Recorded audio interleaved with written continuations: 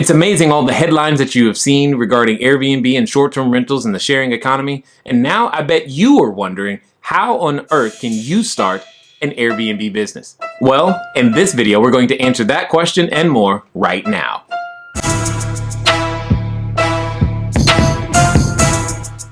Hi, my name is Massey and welcome back to CashFlowDiary TV.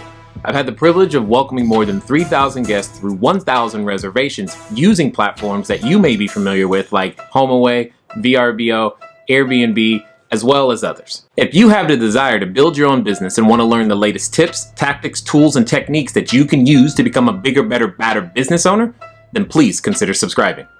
In this video, what I want to do is I want to give you 3 things to consider when you are thinking about starting your first Airbnb business. Number 1, one of the most important things to understand is that you are in the hospitality business. Having a lot of experience in real estate is great, but this is a completely different business. And that's okay, because that means even if you've never done real estate, you still can do this right here. Here's what I mean.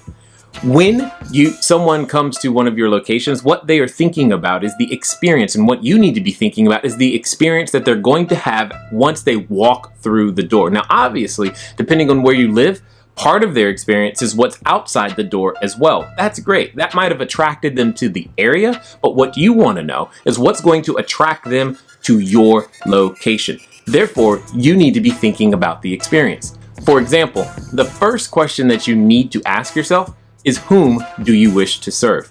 Once you understand whom you wish to serve, you'll be able and better equipped to go out there and create an experience specifically tailored for them. What do I mean by that? I mean specifically that a family with children might not want a place with any stairs or a high-rise balcony, simply because their children are small and that could become a risk factor.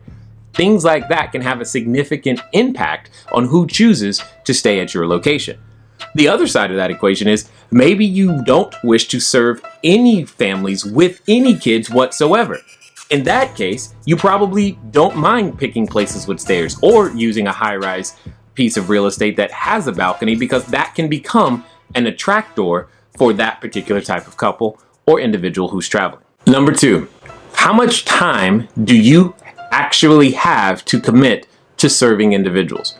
This is very, very important, because you must remember that not only is the work in obtaining the reservation, the work is also in servicing the person once they arrive. One of the things that you need to think about is, what are your customers' expectations? Here's what I mean. We've all heard of stores like Walmart, Target, as well as Nordstrom. Well, each one of those stores sells something similar. For example, shirts. You could get a shirt from Walmart, you could get a shirt from Target, and you can get a shirt from Nordstrom. But when you go to Walmart, Target, and Nordstrom, you have a different expectation. You have a different expectation in the quality of the actual product. You also have a different expectation in what happens if you have a return that you need to make as well. All being said, there are different levels of time required to meet your customer's expectation. So for example, let's pretend that you wanted to be the Nordstrom high-class person in your general area, that's the type of listing and that's the type of organization that you wanted to run. Now, that's not to say that you can't have high levels of service and customer service and do great 5-star things at the Walmart or Target level. I'm just trying to say you're using finer finishes. You're delivering a more boutique experience as opposed to something that might be necessarily mass-produced. Here's my point. When you are going down the Nordstrom route, it may require more of your hands-on time. For example, one of the things that you could consider in a Nordstrom level style service is simply a concierge. Well, who's going to do that? Who's going to possibly pick up your guest at the airport? Who's going to make sure that they have a local phone number for them to contact to be able to get directions or find that restaurant reservation or make those extra arrangements that they just might need on their behalf? If that's not you, then maybe Nordstrom level isn't what you're ready for just yet.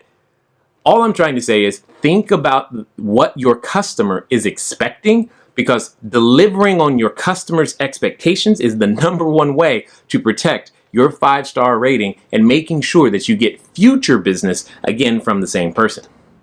Okay, and number 3, for those of you who want to know the absolute best thing that you can do to get started and make sure that when you are building your business that you eliminate a ton of mistakes and start hitting your target market properly, one of the best things that you can do is stay at another short-term rental. That's right. One of the best things to do is before you start serving someone else is let someone else serve you. I know maybe you feel like I've stayed at a hotel before, I've stayed at a bed and breakfast, I've stayed at all of these other places. I'm telling you, something is completely different when you actually go and experience it for yourself. Now, understand this. When your new guest is coming, the experience starts immediately from the interface, from the platform that you've chosen to be a part of, or your website, however they have found you. That's where the experience begins. So you might want to consider doing this on multiple platforms, meaning literally booking a reservation on each and every platform that you intend to be a part of so that you can understand what your guest is experiencing.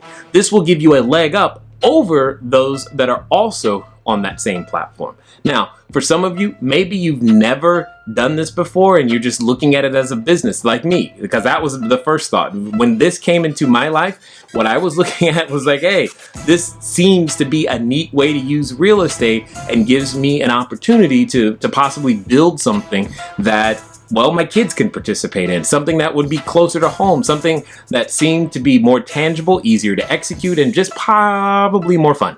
And that's really what I was after. So maybe you're in that category. So with that being said, what I've learned is that instead of going wide, go deep. Pick an easy platform to get started with, and most importantly, take that platform to as deep a level as you possibly can. Now, having served thousands of reservations and thousands upon thousands of people, in my opinion, one of the easiest platforms for everyone to get started on right now is, of course, Airbnb. Now, maybe you've never stayed at a unit that was advertised on that particular platform, and I completely understand it, but either going through it on the computer versus going through it also on your phone in the mobile experience, those are two completely different experiences, and it's definitely something you should look at. But I honestly want you to go and find a place to stay in your local area, even if it's just for one night, and observe things like, what did the photos look like? What was the title that got your attention?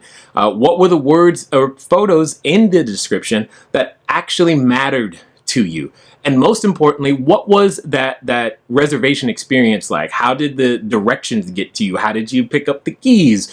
All of those things. What was your impression the moment you walked through the door?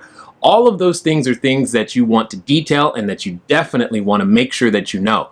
It's really, really difficult to start any business, let alone this business, without having experienced it as a customer first. This is exactly why I'm suggesting that. Now, for some of you, maybe you don't have an account on the Airbnb platform already, and that's completely fine. What I've done is I've included a link for you in the description that will also give you $40 off for all of you who are registering a new account. So if you're registering a new account, click the link in the description and you'll get $40 off. Obviously, if you use that link, it does support the channel a little bit, and that is always appreciated. But at the end of the day, it's really hard to start a business that you've never actually experienced the product of. And in fact, I think you'll be a better, bigger, badder business owner if you do it this way.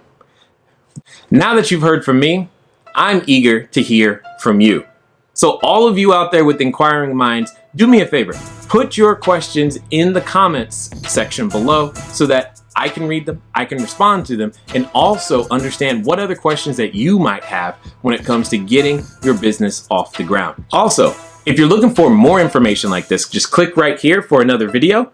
And if you would like to get access to what we call the ultimate guide to short-term rentals, click right over here. And as always, make sure that you click subscribe.